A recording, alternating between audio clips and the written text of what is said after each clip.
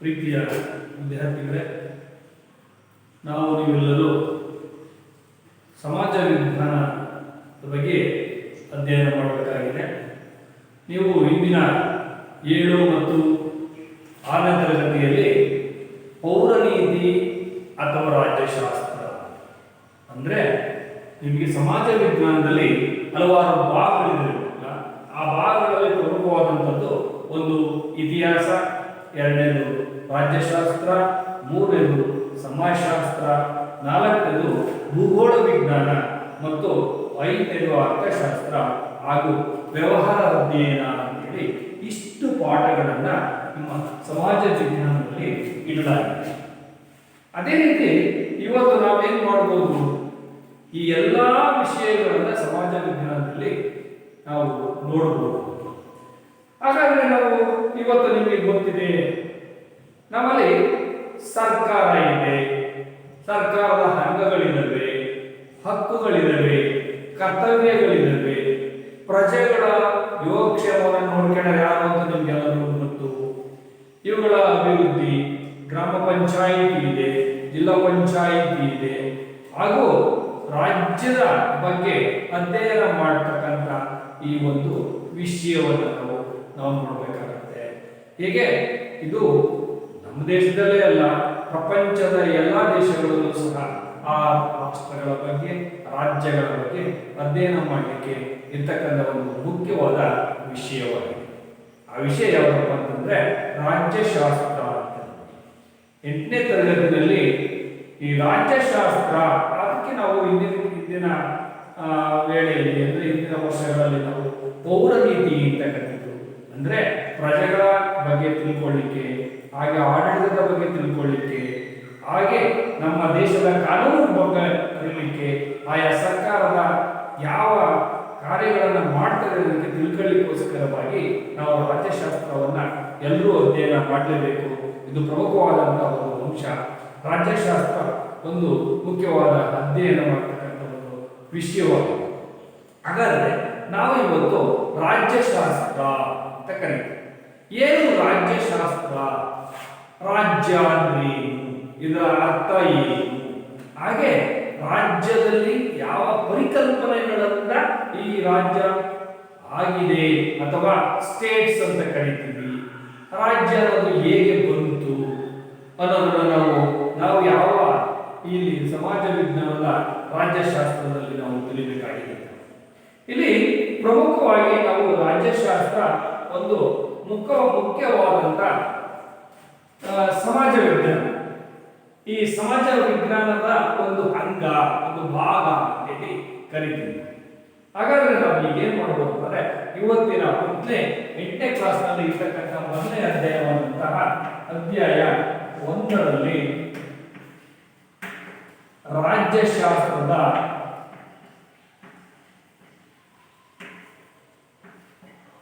ಬಗ್ಗೆ ನಾವು ತಿಳ್ಕೊಳ್ಬೇಕು. ರಾಜ್ಯಶಾಸ್ತ್ರದ ಅರ್ಥ ಅಂದ್ರೇನು, ರಾಜ್ಯಶಾಸ್ತ್ರದ ಬಗ್ಗೆ ನಾವು ಅರಿವನ್ನ ತಿಳ್ಕೋಬೇಕಾಗುತ್ತೆ, ವಿಚಾರವನ್ನು ತಿಳಿಯಬೇಕಾಗುತ್ತೆ. ಈಗಿನ ಪ್ರಮುಖ ಈ ಅಧ್ಯಾಯಗಳಲ್ಲಿ ರಾಜ್ಯಶಾಸ್ತ್ರದ ಅರ್ಥ ಮತ್ತು ಪ್ರಾಮುಖ್ಯತೆ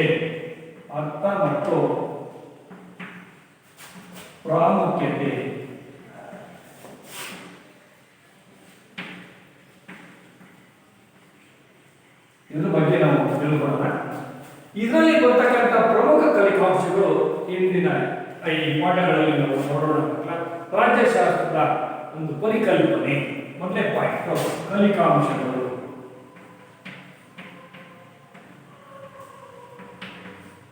ಒಂದನೇದು ರಾಜ್ಯಶಾಸ್ತ್ರದ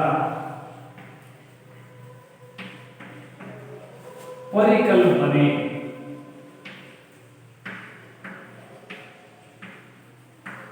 ಎರಡನೇದು ರಾಜ್ಯಶಾಸ್ತ್ರದ ಪರಿಕಲ್ಪನೆ ಆದ್ಮೇಲೆ ಮಕ್ಕಳ ರಾಜ್ಯಶಾಸ್ತ್ರವು ಯಾವ ರೀತಿ ಬೆಳೆದು ಬಂದಿದೆ ಅಂದ್ರೆ, ರಾಜ್ಯಶಾಸ್ತ್ರ ಬೆಳೆದು ಬಂದ ರೀತಿ. ರಾಜ್ಯಶಾಸ್ತ್ರ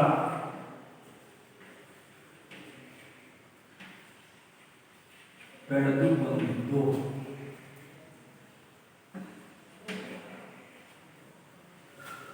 ಬೆಳೆದ ರೀತಿ ಅಥವಾ ಬೆಳೆದು ಬಂದ ರೀತಿ. ಈ ಎರಡು ಪ್ರಮುಖ ಅಂಶಗಳ ಬಗ್ಗೆ ಅಂದ್ರೆ ನಿಮಗೆ ಅರ್ಥ ಆಗಬೇಕು ಮಕ್ಕಳ. ರಾಜ್ಯಶಾಸ್ತ್ರ ಅಂದ್ರೆ ಏನು, ರಾಜ್ಯಶಾಸ್ತ್ರದ ಅರ್ಥ ಏನು, ಅದರ ಮಹತ್ವ ಏನು ಅಥವಾ ಪ್ರಾಮುಖ್ಯತೆ ಏನು, ಯಾಕೆ ಬೇಕು ನಮಗೆ ರಾಜ್ಯಶಾಸ್ತ್ರ ಅನ್ನೋದನ್ನ ನಾವು ಇವತ್ತಿನ ತರಗತಿಯಲ್ಲಿ ಅಧ್ಯಯನವನ್ನ ಮಾಡೋಣ. ಪ್ರಮುಖವಾಗಿ ನಾವು ನೋಡಬೇಕಾದ ರಾಜ್ಯಶಾಸ್ತ್ರ ಅನ್ನೋದಕ್ಕೆ ಇಲ್ಲಿ ನೀವು ರಾಜ್ಯದ ರೂಪುರೇಷೆಗಳನ್ನ ಮಾಡುತ್ತೆ. ಈ ಪ್ರಮುಖವಾಗಿ ರಾಜ್ಯ ಮತ್ತು ಸರ್ಕಾರಕ್ಕೂ ಇರತಕ್ಕಂಥ ಸಂಬಂಧವನ್ನ ತಿಳಿಸುತ್ತೆ. ಹಾಗೆ ರಾಜ್ಯದ ಉಗಮ ಹೇಗೆ ಆಯಿತು ಹಾಗೂ ಇದರ ಲಕ್ಷಣಗಳೇನು ಮತ್ತು ರಾಜಕೀಯ ವಿಚಾರಗಳೇನು, ರಾಜಕೀಯ ಸಂಸ್ಥೆಗಳನ್ನ ಯಾವ ರೀತಿ ಅಧ್ಯಯನವನ್ನ ಮಾಡಬೇಕು ನಾವು ಮತ್ತು ಇದು ಹೇಗೆ ಅಧ್ಯಯನ ಮಾಡುತ್ತದೆ ಅನ್ನೋದನ್ನ ನಾವು ತಿಳಿಯಬೇಕಾಗುತ್ತದೆ. ಹಾಗಾಗಿ ರಾಜ್ಯದ ಬಗೆಗಿನ ಅಧ್ಯಯನ ಮಾಡತಕ್ಕಂಥ ಶಾಸ್ತ್ರ ಅಂದ್ರೆ ರಾಜ್ಯಶಾಸ್ತ್ರ ಅಂದ್ರೆ ಏನು ಅಂತ ವ್ಯಾಖ್ಯಾನವನ್ನ ನಾವು ಹೇಳ್ಬೇಕಾದ್ರೆ ರಾಜ್ಯದ ಬಗ್ಗೆ ನಾವು ಅಧ್ಯಯನ ಮಾಡತಕ್ಕಂಥ ಒಂದು ಶಾಸ್ತ್ರ ಅಂತ ಕರೀತೀವಿ. ಅಂದ್ರೆ ಏನು ರಾಜ್ಯಶಾಸ್ತ್ರ ಅರ್ಥ ಅಂದ್ರೆ ರಾಜ್ಯದ ಬಗ್ಗೆ ಅಧ್ಯಯನ ಮಾಡುವ ಶಾಸ್ತ್ರವನ್ನ ರಾಜ್ಯಶಾಸ್ತ್ರ ಅಂತ ಕರೀತೀವಿ. ಇದರಲ್ಲಿ ಸರ್ಕಾರ ಮತ್ತು ರಾಜ್ಯಕ್ಕೂ ಇರ್ತಕ್ಕಂಥ ಸಂಬಂಧ, ಇದರ ಲಕ್ಷಣಗಳನ್ನು ತಿಳ್ಕೋಬಹುದು, ಸರ್ಕಾರ ಹೇಗೆ ಆಡಳಿತವನ್ನ ಕೊಡುತ್ತೆ ಅಂತ ತಿಳ್ಕೋಬಹುದು, ಸರ್ಕಾರದ ಮಹತ್ವವೇನು ತಿಳ್ಕೋಬಹುದು, ಸರ್ಕಾರ ಮತ್ತು ಇತರ ದೇಶಗಳ ನಡುವಿನ ಸಂಬಂಧವನ್ನು ತಿಳ್ಕೋಬಹುದು, ಇತರ ರಾಜ್ಯಗಳ ಸಂಬಂಧಗಳನ್ನು ತಿಳಿಯಲಿಕ್ಕೆ ಸಹಕಾರಿಯಾಗುತ್ತೆ ಮಕ್ಕಳ. ಅನೇಕ ಸಂಸ್ಥೆಗಳನ್ನು ನಾವು ಸಹ ಇದರಲ್ಲಿ ಅಧ್ಯಯನವನ್ನು ಮಾಡ್ತೀವಿ. ಹಾಗಾದ್ರೆ ನಾವು ಮೊಟ್ಟ ಮೊದಲು ಈ ರಾಜ್ಯಶಾಸ್ತ್ರ ಇದರ ಅರ್ಥದಲ್ಲಿ ನಾವು ನೋಡಬೇಕಾದ್ರೆ ಇದು ಹೇಗೆ ಬಂತು, ಇದರ ಮೂಲ ಏನು ಅನ್ನೋದನ್ನು ನಾವು ತಿಳ್ಕೋಬೇಕಾದಾಗ ಗ್ರೀಸ್ ದೇಶದಲ್ಲಿ ಮೊಟ್ಟ ಮೊದಲು ರಾಜ್ಯ ಎಂಬ ಅರ್ಥವನ್ನ ತಿಳಿಸಿಕೊಟ್ಟಿದೆ. ರಾಜ್ಯ ಅಂದ್ರೆ ಏನು ಅನ್ನೋದನ್ನ ನಾವು ತಿಳ್ಕೋಬಹುದು. ಗ್ರೀಕರಿಗಿಂತ ಮೊದಲು ನಾವು ಏನ್ ಮಾಡ್ತಾರೆ, ಅನೇಕ ಬೇರೆ ಬೇರೆ ರಾಷ್ಟ್ರಗಳಲ್ಲಿ ರಾಜ್ಯಗಳಲ್ಲಿ ಇದರ ಮೂಲ ಪರಿಚಯವನ್ನ ಮಾಡಿದ್ರು. ಅದರಲ್ಲಿ ಪ್ರಮುಖರಾದವರು ಗ್ರೀಕರು ಮೊದಲು, ಅನಂತರ ಈಜಿಪ್ಟಿಯನ್ನರು ಮಾಡಿದ್ರು, ಬ್ಯಾಬಿಲೋನಿಯನ್ನರು ಮಾಡಿದ್ರು, ಪರ್ಷಿಯನ್ನರು ಮಾಡಿದ್ರು. ಇವರೆಲ್ಲರೂ ಅಂದ್ರೆ ನಿಮಗೆ ಜ್ಞಾಪಕ ಇರಬೇಕು, ರಾಜ್ಯಶಾಸ್ತ್ರದ ಮೂಲ ಎಲ್ಲಿ ಪ್ರಾರಂಭವಾಯಿತು ಅಂದ್ರೆ ಗ್ರೀಕಿನ ಮುಖಾಂತರ ಪ್ರಾರಂಭವಾಯಿತು. ಅದಕ್ಕಿನ ಕೆಲವು ಪ್ರದೇಶಗಳಲ್ಲೂ ಸಹ, ಉದಾಹರಣೆಗೆ ನಿಮಗೆ ಈಜಿಪ್ಟ್ನಲ್ಲಿ, ಮೆಸೊಪೊಟೇಮಿಯಾದಲ್ಲಿ, ಬ್ಯಾಬಿಲೋನಿಯಾ ಅಥವಾ ಮೆಸೊಪೊಟೇಮಿಯಾದಲ್ಲಿ ಪರ್ಷಿಯನ್ನರು ಮುಂತಾದವುಗಳ ಮೂಲವನ್ನ ಕಂಡುಹಿಡಿದರು. ಕೊನೆಗೆ ಭಾರತೀಯರು ಹಾಗೂ ಚೀನಿಯರು ಸಹ ಈ ರಾಜ್ಯಶಾಸ್ತ್ರದ ಬಗ್ಗೆ ಅಧ್ಯಯನ ಮಾಡಲಿಕ್ಕೆ ಶುರು ಮಾಡಿದರು. ಯಾರ್ಯಾರು? ಭಾರತೀಯರು ಮತ್ತು ಈಗ ಈ ಚೀನಿಯರು. ಅಂದ್ರೆ ಏನು? ರಾಜನೀತಿಗೆ ಸಂಬಂಧಪಟ್ಟಂತೆ ಆಯಾ ರಾಷ್ಟ್ರ ಬರೀ ರಾಜ್ಯಕ್ಕೆ ಸೀಮಿತವಾಗಿದ್ದಲ್ಲ, ರಾಜ್ಯಶಾಸ್ತ್ರ ಅಂದ್ರೆ ರಾಷ್ಟ್ರಕ್ಕೆ ಸಂಬಂಧಪಟ್ಟಿದ್ದನ್ನು ಸಹ ಅಧ್ಯಯನ ಮಾಡುತ್ತದೆ. ಬರೀ ನಮ್ಮ ಕರ್ನಾಟಕ ರಾಜ್ಯಕ್ಕೆ ಸಂಬಂಧಪಟ್ಟಿದ್ದಲ್ಲ, ಇಡೀ ನಮ್ಮ ದೇಶಕ್ಕೆ ಸಂಬಂಧಪಟ್ಟಂತಹ ಅಧ್ಯಯನವನ್ನ ಮಾಡುತ್ತೆ ಮಕ್ಕಳ. ಅದರಲ್ಲಿ ಪ್ರಮುಖವಾಗಿ ನಿಮಗೆ ರಾಜನೀತಿ ಅಂತ ಕರಿತೀವಿ.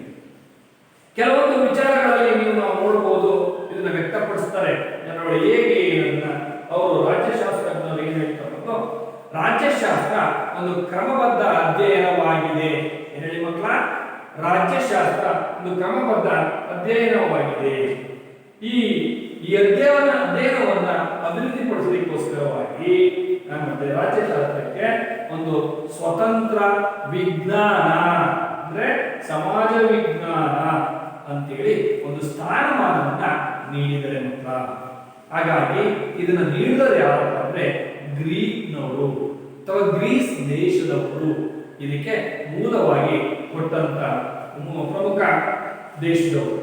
ಸೊ ನಾವು ಕೇಳ್ತಾರೆ ನಿಮಗೆ, ಮೊಟ್ಟ ಮೊದಲು ಇದಕ್ಕೆ ಸ್ವತಂತ್ರ ವಿಜ್ಞಾನವನ್ನ ತಂದುಕೊಟ್ಟಂತ, ರಾಜ್ಯಶಾಸ್ತ್ರಕ್ಕೆ ಸ್ವತಂತ್ರ ವಿಜ್ಞಾನವನ್ನು ತಂದುಕೊಟ್ಟಂತ ದೇಶ ಯಾವ್ದಪ್ಪ ಅಂತಂದ್ರೆ ಗ್ರೀಸ್ ದೇಶ ಅಂತೇಳಿ ನೀವು ತಿಳ್ಕೋಬೇಕು. ನಂತರ ಈ ಮುಖ್ಯವಾಗಿ ನಾವು ಯಾವ ರೀತಿ ಬೆಳವಣಿಗೆ ಆಯಿತು ಅಂತ ನೋಡಿದ್ದೀವಿ ಈಗ. ತದನಂತರ ಯಾರು ಇದಕ್ಕೆ ಪ್ರಮುಖ ಕಾರಣಕರ್ತರು ಅನ್ನೋದನ್ನು ನಾವು ತಿಳ್ಕೋಬೇಕಾಗುತ್ತೆ. ಇದರಲ್ಲಿ ಅನೇಕ ಚಿಂತಕರನ್ನ ನಾವು ನೋಡಬಹುದು. ಇದರಲ್ಲಿ ರಾಜ್ಯಶಾಸ್ತ್ರ ಹೇಗೆ ಬೆಳೆದು ಬಂತು ಗೊತ್ತಾಯ್ತು, ರಾಜ್ಯಶಾಸ್ತ್ರದ ಪರಿಕಲ್ಪನೆ ನಮ್ಗೆ ಹೇಗೆ ಗೊತ್ತಾಗ್ತದೆ, ಇದು ಪರಿಕಲ್ಪನೆ ಅಂತ ಏನಿಲ್ಲ, ಯಾವುದ್ರ ಬಗ್ಗೆ ಅಧ್ಯಯನವನ್ನ ಮಾಡುತ್ತೆ, ಸರ್ಕಾರದ ಬಗ್ಗೆ ಅಧ್ಯಯನವನ್ನ ಮಾಡುತ್ತೆ, ಆಮೇಲೆ ಉಗಮ ಸರ್ಕಾರ ಹೇಗೆ ಉಗಮ ಆಗುತ್ತೆ, ಸರ್ಕಾರಕ್ಕೂ ನಮಗೂ ಇರ್ತಕ್ಕಂಥ ರಾಜ್ಯಕ್ಕೂ ಇರ್ತಕ್ಕಂಥ ಸಂಬಂಧ ಏನು ಅನ್ನೋದು ಗೊತ್ತಾಯ್ತು.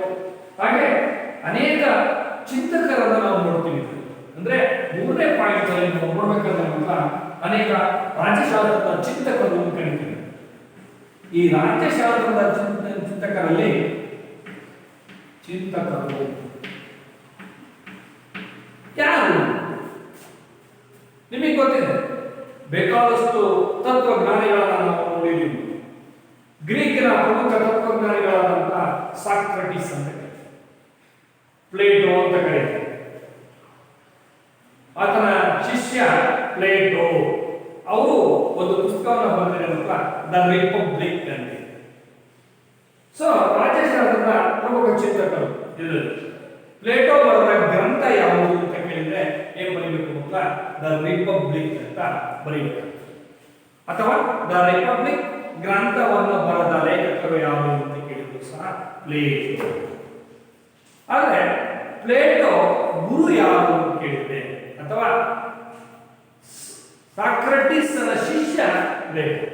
ಹೀಗೆ ನೀವು ಜ್ಞಾಪಕ ಇಟ್ಕೋಬೇಕಾಗ್ತದೆ. ಗ್ರೀಕ್ನ ಪ್ರಮುಖ ತತ್ವಜ್ಞಾನಿಗಳು ಅವರು. ಇವರು ಒಂದು ರಿಪಬ್ಲಿಕ್ ಎಂಬ ಮಹಾಕೃತಿಯಲ್ಲಿ ಏನ್ ಬರೆದಿರಪ್ಪ ಪ್ಲೇಟೋ ಅಂತಂದ್ರೆ ಅಲ್ಲಿ ನಿಮಗೆ ರಾಜ್ಯ ಮತ್ತು ಸರ್ಕಾರದ ಸ್ವರೂಪ ಮತ್ತು ಕರ್ತವ್ಯಗಳ ಬಗ್ಗೆ ಚರ್ಚೆ ಮಾಡುತ್ತೆ. ರಾಜ್ಯಶಾಸ್ತ್ರ ಏನ್ ಹೇಳುತ್ತಪ್ಪ ಅಂತಂದ್ರೆ ರಾಜ್ಯ ಮತ್ತು ಸರ್ಕಾರದ ಸ್ವರೂಪ ಮತ್ತು ಕರ್ತವ್ಯಗಳ ಬಗ್ಗೆ ಚರ್ಚೆ ಮಾಡುತ್ತೆ ಅಂತ ಹೇಳಿದೆ.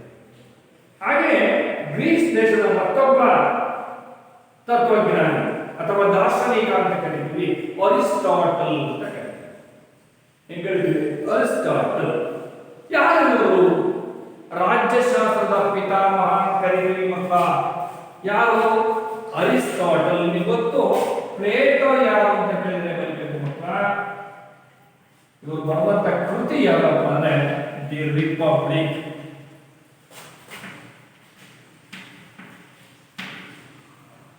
ನೆಕ್ಸ್ಟ್ ಇನ್ನೊಬ್ಬ ದಾರ್ಶನಿಕ ಅರಿಸ್ಟಾಟಲ್. ನಿಮಗೆ ಗೊತ್ತಿರಬೇಕಲ್ಲಿ ಸಾಕ್ರಟಿಸ್. ಈತನ ಶಿಷ್ಯನೇ ಪ್ಲೇಟೋ. ಪ್ಲೇಟೋ ಬರೆದಂತಹ ಗ್ರಂಥನೇ ರಿಪಬ್ಲಿಕ್. ಈ ಪುಸ್ತಕದಲ್ಲಿ ರಾಜ್ಯ ಮತ್ತು ಸರ್ಕಾರಗಳ ಬಗ್ಗೆ ಚರ್ಚೆ ಮಾಡ್ತಕ್ಕಂಥದ್ದನ್ನ ಬರೆದಿದ್ದಾರೆ. ಏನು ಅಂತ ಹೇಳ್ಬೇಕು. ನೆಕ್ಸ್ಟ್ ರಾಜ್ಯಶಾಸ್ತ್ರದ ಪಿತಾಮಹ ಅಂತ ಯಾರು ಅಂತ ಕೇಳ್ತಾರೆ ಮಕ್ಕಳ. ನೀವು ಬರೀಬೇಕಾಗುತ್ತೆ ಯಾರು? ಅರಿಸ್ಟಾಟಲ್ ಅಂತ ಕರೀತಾರೆ. ಯಾರು ಅರಿಸ್ಟಾಟಲ್? ಅರಿಸ್ಟಾಟಲ್ ಯಾರು? ಈ ಪ್ರಶ್ನೆಗಳನ್ನ ಕೇಳಿದ್ರೆ ಜ್ಞಾಪಕ ಇಟ್ಕೊಳ್ಳಿ. ರಾಜ್ಯಶಾಸ್ತ್ರದ ಪಿತಾಮಹ ಅಂತ ಕರೀತಾರೆ.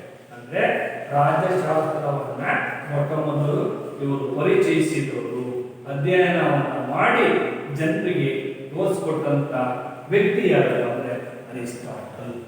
ಇವರು ಗ್ರೀಕ್ ದೇಶದ ಮತ್ತೊಬ್ಬ ದಾರ್ಶನಿಕ ಅಥವಾ ತತ್ವಜ್ಞಾನಿ ಅಂತೇಳಿ ಕರೀತೀವಿ, ಅಥವಾ ಪಿತಾಮಹ ಅಂತೇಳಿ ಅವರಿಗೆ ಗೌರವವನ್ನ ನೀಡಲಾಗಿದೆ.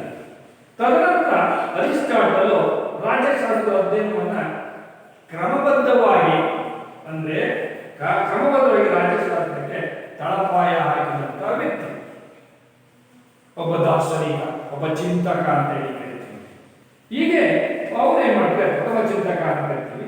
ರಾಜ್ಯಶಾಸ್ತ್ರವನ್ನ ಕುರಿತು ಅವ್ರು ಏನ್ ಹೇಳಿದ್ರು ಅಂತಂದ್ರೆ ಪ್ರಪಂಚದಲ್ಲಿ ಪ್ರಥಮ ಗ್ರಂಥವನ್ನ ಇವರು ಬರೀತಾರೆ. ಅರಿಸ್ಟಾಟಲ್ ಬರೆದಂತ ಒಂದು ಗ್ರಂಥ ಯಾವಪ್ಪ ಅಂದ್ರೆ ಪಾಲಿಟಿಕ್ಸ್ ಅಂತ.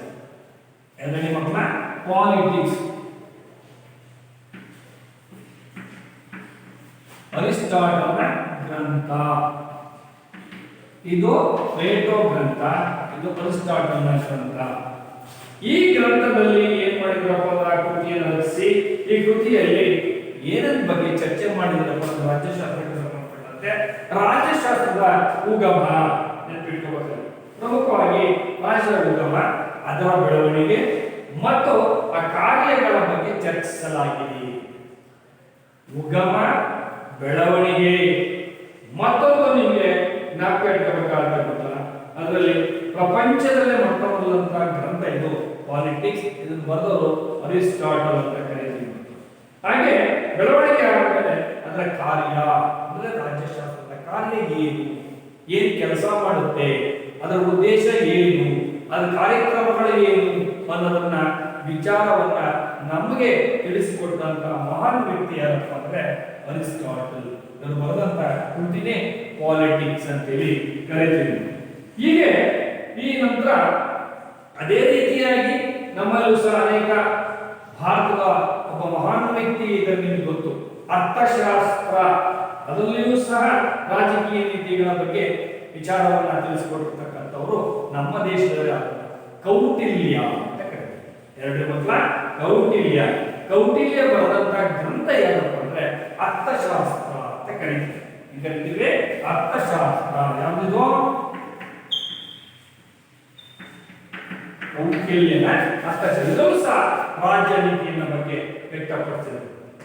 ಹಾಗಾಗಿ ಏನು ಈಗ ಅರ್ಥ ಮಾಡಿಕೊಳ್ಳಬೇಕು, ಇಲ್ಲಿ ಅರ್ಥಶಾಸ್ತ್ರದ ಅರ್ಥ ಮತ್ತು ಪ್ರಾಮುಖ್ಯತೆಯಲ್ಲಿ ಪ್ರಮುಖ ಫಲಿತಾಂಶಗಳಲ್ಲಿ ನಿಮಗೆ ಈಗ ಪರಿಕಲ್ಪನೆ ಹೇಗೆ ಬರೆದು ಬಂತು ಅನ್ನೋದನ್ನ ನೀವು ತಿಳ್ಕೊಂಡಿದ್ದೀರಾ.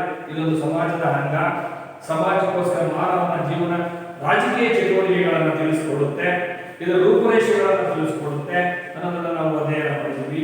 ತದನಂತರವಾಗಿ ನಾವು ಮುಖ್ಯವಾಗಿ ಹೇಳ್ಬೇಕಾದ್ರೆ ಇದು ಪ್ರಮುಖ ಎಲ್ಲಿಂದ ಬಂತಪ್ಪ ಅಂದ್ರೆ ಅನೇಕ ತತ್ವಜ್ಞಾನಿಗಳ ಕೊಡುಗೆಯಾಗಿದೆ. ಅದರಲ್ಲೂ ಗ್ರೀಕ್ನವರು ಇದರ ಮೂಲ ಯಾಕೆ ಅಂದ್ರೆ ಗ್ರೀಕ್ ನಲ್ಲಿ ಹಲವಾರು ನಗರ ರಾಜ್ಯಗಳು ಇದ್ದು ಅಂತ ನಾವೆಲ್ಲ ಕೇಳಿದ್ದೀವಿ. ಸೊ ಅದ್ರ ಬಗ್ಗೆ ನೀವು ತಿಳ್ಕೊಂಡಿದ್ದೀರಾ. ಈಗ ಜ್ಞಾಪಕ ಇಟ್ಕೊಳ್ಳಿ.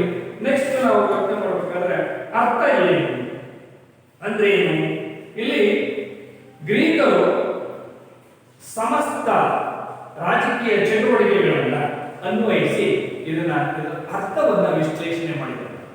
ಹೇಗೆ ಅಂದ್ರೆ ಇದರಲ್ಲಿ ಪಾಲಿಟಿಕ್ಸ್ ಅಂತ ಇದೆ. ಏನು ಪಾಲಿಟಿಕ್ಸ್ ಅಂದ್ರೆ ಕನ್ನಡದಲ್ಲಿ ರಾಜಕಾರಣ ಅಂತ ಕರೀತೀವಿ. ಅಂತ ನಿಮಗೆ ಗೊತ್ತು, ನಮ್ಮ ಸರ್ಕಾರದಲ್ಲಿ ರಾಜಕಾರಣವನ್ನು ಮಾಡ್ತಕ್ಕಂಥವ್ರು ಇದ್ದಾರೆ, ಸರ್ಕಾರದ ಆಡಳಿತವನ್ನು ನೋಡ್ಕೊಳ್ತಕ್ಕಂಥವ್ರು ಇದ್ದಾರೆ, ವಿರೋಧ ಪಕ್ಷಗಳಿದ್ದಾವೆ, ಅದರ ಏನೇನು ಯಾವ ರೀತಿ ಕಾನೂನುಗಳನ್ನ ಜಾರಿ ತರ್ತಾರೆ ಅಂತ ಗೊತ್ತು. ನಿಮಗೆ ಸರ್ಕಾರದ ಪ್ರಮುಖ ಅಂಗಗಳು ಗೊತ್ತು ಮಕ್ಕಳ ಯಾವ್ಯಾವು? ಶಾಸಕಾಂಗ, ಕಾರ್ಯಾಂಗ, ನ್ಯಾಯಾಂಗ. ಈ ಅಂಗಗಳ ಬಗ್ಗೆ ಅಧ್ಯಯನವನ್ನು ಸಹ ಮಾಡುತ್ತೆ ಮಕ್ಕಳ. ಜೊತೆಗೆ ನೀವು ಜ್ಞಾಪಕ ಇಟ್ಕೊಂಡಂಗೆ ರಾಜಕಾರಣ ಎಂಬ ಒಂದು ಪದವನ್ನು ಬಳಸ್ತಾರೆ. ಅದನ್ನೇ ಇಂಗ್ಲಿಷ್ ನಲ್ಲಿ ಪಾಲಿಟಿಕ್ಸ್ ಅಂತ ಕರೀತಾರೆ. ಜೊತೆಗೆ ಈ ಪಾಲಿಟಿಕ್ಸ್ ಎಂಬುದು ಹೇಗೆ ಬಂತು ಅಂದ್ರೆ ನಗರ ರಾಜ್ಯ ಅಂತ ಎಲ್ಲಿತ್ತಪ್ಪ ಅಂದ್ರೆ ಇದು ಗ್ರೀಕ್ ನಲ್ಲಿ ಇತ್ತು. ಎಲ್ಲಿತ್ತು ಮಕ್ಕಳ? ಗ್ರೀಕ್ ದೇಶದಲ್ಲಿ ಅಂದ್ರೆ ನಗರ ರಾಜ್ಯ ಅಂದ್ರೆ ಏನು? ಇಂಗ್ಲಿಷ್ ನಲ್ಲಿ ಸಿಟಿ ಸ್ಟೇಟ್ಸ್ ಅಂತ ಕರೀತಾರೆ. ಹೆಂಗ್ ಕರಿತೀವಿ? ಸಿಟಿ ಸ್ಟೇಟ್ಸ್ ಅಂತ ಕರೀತೀವಿ. ಈ ಅರ್ಥವನ್ನ ಮೂಲ ಪದವನ್ನಾಗಿ ಬಳಸಿದರೆ ಇದರಲ್ಲಿ ಈ ಗ್ರೀಕಿನ ಪ್ರಮುಖ ಮೂಲ ಪದ ಅಂದ್ರೆ ಪೊಲೀಸ್ ಅಂತ ಹೆಂಗ್ ಕರಿತೀವಿ? ಪೊಲೀಸ್ ಎಂಬ ಹುಟ್ಟಿನಿಂದ ಬಂದಿದೆ. ಅಂದ್ರೆ ಪೊಲೀಸ್ ಅನ್ನೋದ ಅರ್ಥದಲ್ಲಿ ನಾವು ತಿಳ್ಕಬೇಕಾದ ಮಾತ್ರ ಪೊಲೀಸ್ ಗ್ರೀಕ್ ಭಾಷೆ. ಈ ಗ್ರೀಕ್ ಭಾಷೆಯಲ್ಲಿ ಬಂದಿರತಕ್ಕಂತ ಒಂದು ಪದ ಆಗಿರೋದ್ರಿಂದ ಪೊಲೀಸ್ ಅಂತ ಕರೀತೀವಿ. ಯಾಕಂದ್ರೆ ಈ ಪದದಿಂದ ಹುಟ್ಟಿ ಬಂದಿದೆ, ಇದು ಗ್ರೀಕ್ನಿಂದ ಬೆಳೆದು ಬಂದಿದೆ ಅದು ನಮಗೆ ಅರ್ಥ. ಸೊ ಈ ಗ್ರೀಕರಿಗೆ ನಗರಗಳೇ ಪ್ರಮುಖ ರಾಜ್ಯಗಳು. ಹಾಗಾಗಿ ನಗರ ರಾಜ್ಯದ ಆಡಳಿತದ ಬಗ್ಗೆ ಅಧ್ಯಯನ ಮಾಡಲಿಕ್ಕೋಸ್ಕರವಾಗಿ, ಆ ಒಂದು ರಾಜಕಾರಣವನ್ನು ತಿಳಿಸಿಕೊಳ್ಳಲಿಕ್ಕೋಸ್ಕರವಾಗಿ ಈ ರಾಜ್ಯಶಾಸ್ತ್ರವನ್ನ ಮೊದಲು ಪರಿಚಯವನ್ನ ಮಾಡಿಕೊಟ್ರು. ಈಗ ಆಧುನಿಕವಾಗಿ ಅನೇಕ ತಜ್ಞರು, ತತ್ವಜ್ಞಾನಿಗಳು, ದಾರ್ಶನಿಕರು ಇವರೆಲ್ಲರೂ ರಾಜ್ಯಶಾಸ್ತ್ರ ಅಂತೇಳಿ ಇದನ್ನ ಕರೆದಿದ್ದಾರೆ. ಹಾಗೆ ರಾಜ್ಯಶಾಸ್ತ್ರ ಪ್ರಮುಖ ಮೂಲ ಪಾಲಿಟಿಕ್ಸ್ ಅಥವಾ ಇಂಗ್ಲಿಷ್ ನಲ್ಲಿ ಪೊಲಿಟಿಕಲ್ ಸೈನ್ಸ್ ಅಂತ ಕರೀತಾರೆ. ಇಂಗ್ಲಿಷ್ ನಲ್ಲಿ ಏನ್ ಕರಿತೀವಿ? ಪೊಲಿಟಿಕಲ್ ಸೈನ್ಸ್ ಅಂದ್ರೆ ರಾಜ್ಯಶಾಸ್ತ್ರ ಅಂತ ಕನ್ನಡದಲ್ಲಿ. ಇಂಗ್ಲಿಷ್ ನಲ್ಲಿ ಪೊಲಿಟಿಕಲ್ ಅಂದ್ರೆ ರಾಜ್ಯದ ಬಗ್ಗೆ ಅಧ್ಯಯನ ಮಾಡುತ್ತೆ. It is a science. Science ಅಂದ್ರೆ ವಿಜ್ಞಾನ ಅಂತ ಕರೀತಾರೆ. ಇದರ ಬಗ್ಗೆ ನಾವು ತಿಳಿಯಲಿಕ್ಕೆ ಅನೇಕ ಮೂಲ ಬೆಳವಣಿಗೆಗೆ ಒಂದು ಇದೆ. ಅದರ ಸ್ವರೂಪವನ್ನು ನಾವು ತಿಳಿಯಬಹುದು. ಆ ರಾಜ್ಯಶಾಸ್ತ್ರದಲ್ಲಿ ಆ ದೇಶದ ಅಥವಾ ರಾಜ್ಯದ ಆಡಳಿತದ ಬಗ್ಗೆ ತಿಳಿಯಬಹುದು. ರಾಜ್ಯದ ಕಾರ್ಯಗಳೇನು, ಕಾರ್ಯವ್ಯಾಪ್ತಿಗಳೇನು ಅಂತ ನಾವು ತಿಳಿತೀವಿ. ಹಾಗೆ ನಮ್ಮ ದೇಶದ ಪ್ರಜೆಗಳಿಗೆ ನೀಡಿರತಕ್ಕಂಥ ಹಕ್ಕುಗಳು ಮತ್ತು ಕರ್ತವ್ಯಗಳು ಅದರ ಬಗ್ಗೆಯೂ ಸಹ ಅಧ್ಯಯನ ಮಾಡಬೇಕು. ಹಾಗೆ ನಮಗೇನು ಸರ್ಕಾರದ ಪ್ರಮುಖ ಉದ್ದೇಶಗಳೇನು, ಅದರ ಬಾಧ್ಯತೆಗಳೇನು ಅಂತ ತಿಳಿಸ್ಕೊಡುತ್ತೆ. ಇವೆಲ್ಲವುಗಳ ಅಧ್ಯಯನ ಮಾಡತಕ್ಕಂಥ ಏನಾಗುತ್ತೆ ರಾಜ್ಯಶಾಸ್ತ್ರ ಅಂತೇಳಿ ಇಲ್ಲಿ ಇದನ್ನ ನಾವು ಕರಿಬಹುದು. ಹೀಗಾಗಿ ನೆಕ್ಸ್ಟ್ ನಾವು ನೋಡಬೇಕಾದ್ರೆ ಮಕ್ಕಳ ರಾಜ್ಯಶಾಸ್ತ್ರದಲ್ಲಿ ನಮಗೆ ಹಿಂದೆ ಇಲ್ಲಿ ಭೂತಕಾಲ ಇದೆ, ವರ್ತಮಾನ ಕಾಲ ಇದೆ, ಹಾಗೂ ಭವಿಷ್ಯದ ಬಗ್ಗೆ ರಾಜಕೀಯ ಅನೇಕ ಸಂಸ್ಥೆಗಳು, ರಾಜಕೀಯ ಅನೇಕ ಕಾರ್ಯಗಳನ್ನ ನಾವು ಮಾಡಬೇಕು. ಅಂದ್ರೇನು? ರಾಜ್ಯಶಾಸ್ತ್ರದ ಪ್ರಕಾರವಾಗಿ ಹಿಂದೆ ಹೇಗಿತ್ತು, ಹೀಗೆ ಹೇಗಿದೆ, ಮುಂದೆ ಏನಾಗಬೇಕು ಅನ್ನೋದನ್ನ ಚರ್ಚೆ ಮಾಡ್ತಕ್ಕಂಥದ್ದು ಯಾವುದಪ್ಪ ಅಂದ್ರೆ ರಾಜ್ಯಶಾಸ್ತ್ರ. ಹಾಗೆ ರಾಜಕೀಯ ಸಿದ್ಧಾಂತಗಳನ್ನ ಅಳವಡಿಸಿಕೊಂಡು ಅದರ ಬಗ್ಗೆ ಹೆಚ್ಚು ಹೆಚ್ಚು ಅಧ್ಯಯನ ಮಾಡ್ತಕ್ಕಂಥ ಚಿಂತಕರು ಇಂದಿನ ಜನಮಾನಸದಲ್ಲಿ ಇದ್ದಾರೆ ಮಕ್ಕಳ. ಅದರ ಬಗ್ಗೆ ನಾವು ತಿಳ್ಕೋಬೇಕು. ರಾಜ್ಯ ಸರ್ಕಾರಗಳ ಕೆಲಸ ಏನು ಅಂದ್ರೆ ರಾಜ್ಯಗಳಲ್ಲಿ ಸರ್ಕಾರಗಳ ಕೆಲಸಗಳೇನು ಮತ್ತು ಈಗ ರಾಜಕೀಯ ಚಟುವಟಿಕೆಗಳು ಹೇಗೆ ಪ್ರಾರಂಭವಾಗುತ್ತವೆ ಎಂಬ ಅಧ್ಯಯನವನ್ನ ನಾವು ಮಾಡ್ತೀವಿ. ಸೊ ನೀವು ಜ್ಞಾಪಕ ಇಟ್ಕೊಳ್ಳಿ, ಈ ವಿಷಯವನ್ನ ರಾಜ್ಯಶಾಸ್ತ್ರ ಅಂದ್ರೇನು? ರಾಜ್ಯದ ಬಗ್ಗೆ ಅಧ್ಯಯನ ಮಾಡ್ತಕ್ಕಂಥದ್ದು, ಪೌರರ ಬಗ್ಗೆ ಅಧ್ಯಯನ ಮಾಡ್ತಕ್ಕಂಥದ್ದು, ಸರ್ಕಾರದ ಬಗ್ಗೆ ಅಧ್ಯಯನವನ್ನು ಮಾಡ್ತಕ್ಕಂಥದ್ದು. ರಾಜಕೀಯ ಒಟ್ಟಾರೆ ಹೇಳಿದ್ರೆ ರಾಜಕೀಯ ಚಟುವಟಿಕೆಗಳ ಬಗ್ಗೆ ಅಧ್ಯಯನ ಮಾಡುವ ಶಾಸ್ತ್ರವೇ ರಾಜ್ಯಶಾಸ್ತ್ರ ಅಂತೇಳಿ ನಾವು ಕರಿತೀವಿ. ಹೀಗೆ ಇದು ಈ ರೀತಿಯಾಗಿ ನಾವು ನೆಕ್ಸ್ಟ್ ಇದರಲ್ಲೇ ಬರ್ತಕ್ಕಂಥದ್ದು ಮೊಟ್ಟ ಮೊದಲ ಇನ್ನೊಂದು ಪ್ರಮುಖವಾದ ಅಂಶ ಅಂದ್ರೆ ಇದರ ಪ್ರಾಮುಖ್ಯತೆಯನ್ನು ನಾವು ನೋಡ್ತೀವಿ. ಏನು ಇದರ ಪ್ರಾಮುಖ್ಯತೆ ಅಂದ್ರೆ ಏನು? ಇದರಿಂದ ನಮಗೆ ಅನುಕೂಲ ಇದೆಯೇ, ಪ್ರಜೆಗಳಿಗೆ ಅನುಕೂಲ ಇದೆಯೇ ಅನ್ನೋದ್ರ ಬಗ್ಗೆ ನಾವು ತಿಳ್ಕೋಬೇಕಾಗುತ್ತೆ. ಅದರಲ್ಲಿ ಕೆಲವು ಸಂಕ್ಷಿಪ್ತವಾಗಿ ಕೆಲವುಗಳನ್ನ ಹೇಳಬೇಕಾಗುತ್ತೆ. ಇಲ್ಲಿ ಪ್ರಸ್ತುತ ಪ್ರಪಂಚದಲ್ಲಿ ನಾವು ರಾಜ್ಯಶಾಸ್ತ್ರದ ಜ್ಞಾನ ಪ್ರತಿಯೊಬ್ಬ ಪೌರನಿಗೂ ಇರಬೇಕು.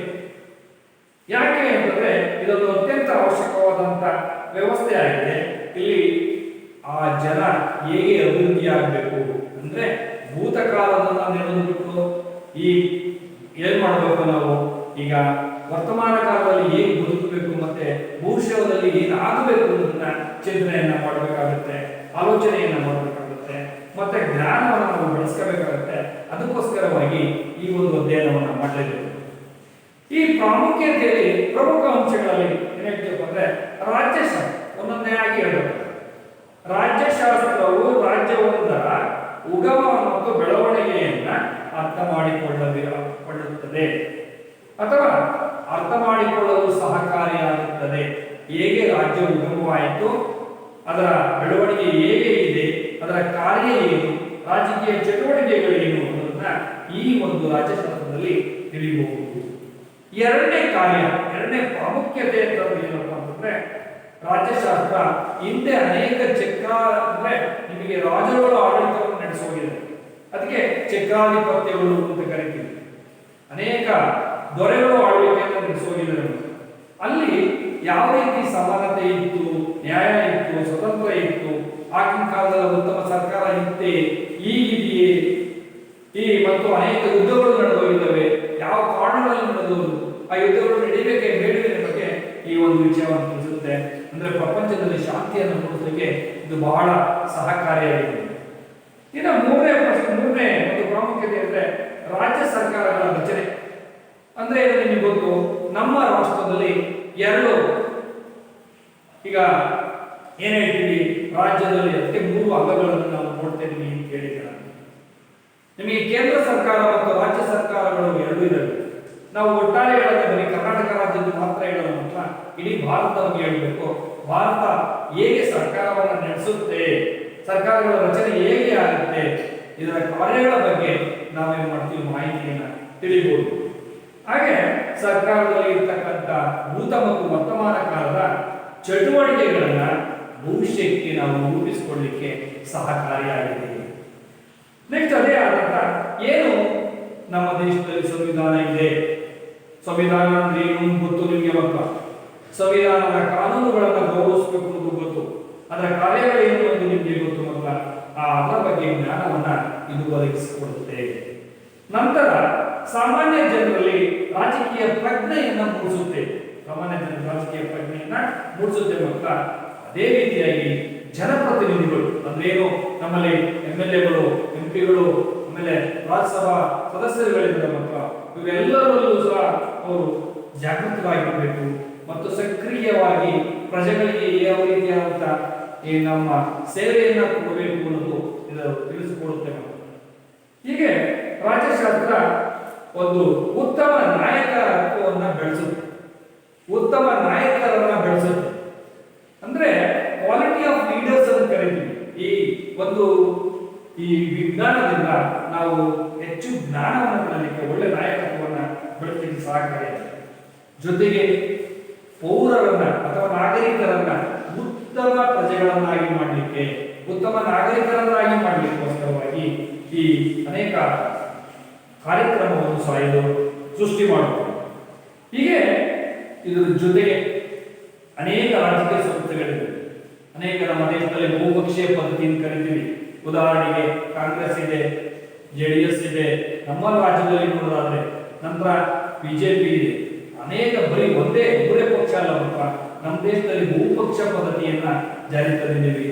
ಆ ಪಕ್ಷಗಳು ಏನ್ ಮಾಡ್ತವೆ, ಆ ಪಕ್ಷಗಳು ಯಾವ ರೀತಿ ಕೆಲಸವನ್ನ ಮಾಡ್ತವೆ ಅನ್ನೋದನ್ನ ಈ ರಾಜ್ಯಶಾಸ್ತ್ರದಲ್ಲಿ ನಾವು ತಿಳಿಯಬಹುದು. ಜೊತೆಗೆ ಸ್ಥಳೀಯ ಸಂಸ್ಥೆಗಳ ಕೆಲಸ ಏನು ನಿಮಗೆ ಗೊತ್ತು.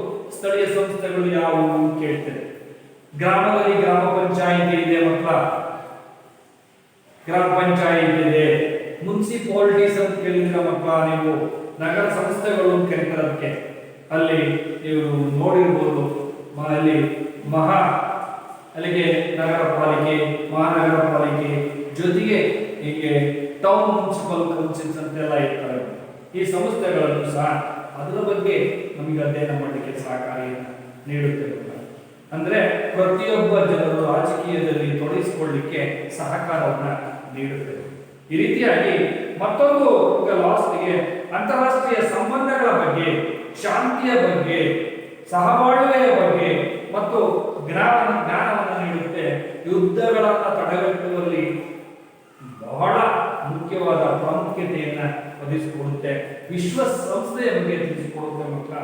ಜೊತೆಗೆ ಜಗತ್ತಿನ ಎಲ್ಲ ವಿಚಾರಗಳನ್ನ ಈ ರಾಜ್ಯಶಾಸ್ತ್ರದ ಮುಖಾಂತರ ನಾವು ತಿಳಿಯಲಿಕ್ಕೆ ಸಾಧ್ಯ ಆಗುತ್ತೆ.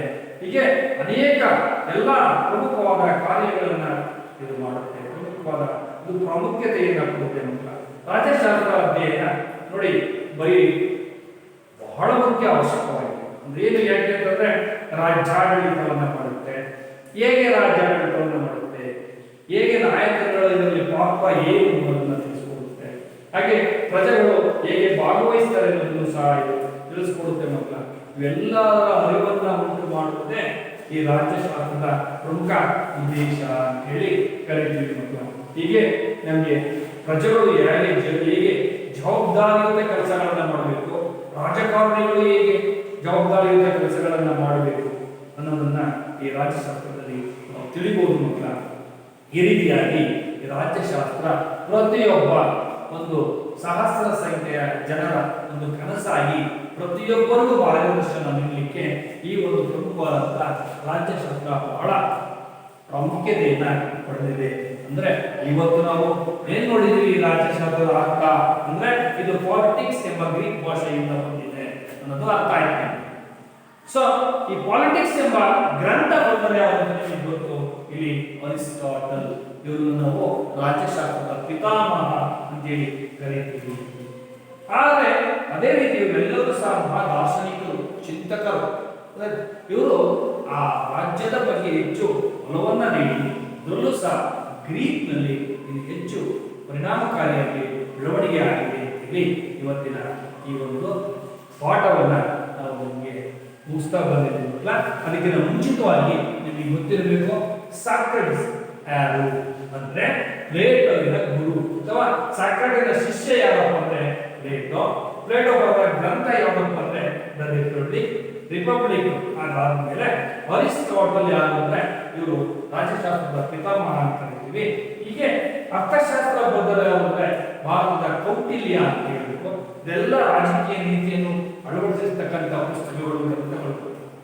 ಹಾಗೆ ರಾಜ್ಯಶಾಸ್ತ್ರದಲ್ಲಿ ಪ್ರಮುಖವಾಗಿ ಇದರ ಪರಿಕಲ್ಪನೆ ಯಾವ ರೀತಿ ಬೆಳೆದು ಬಂದಿದೆ ಅನ್ನೋದು ನಮ್ಮೆಲ್ಲರಿಗೂ ಗೊತ್ತಾಗಿದೆ.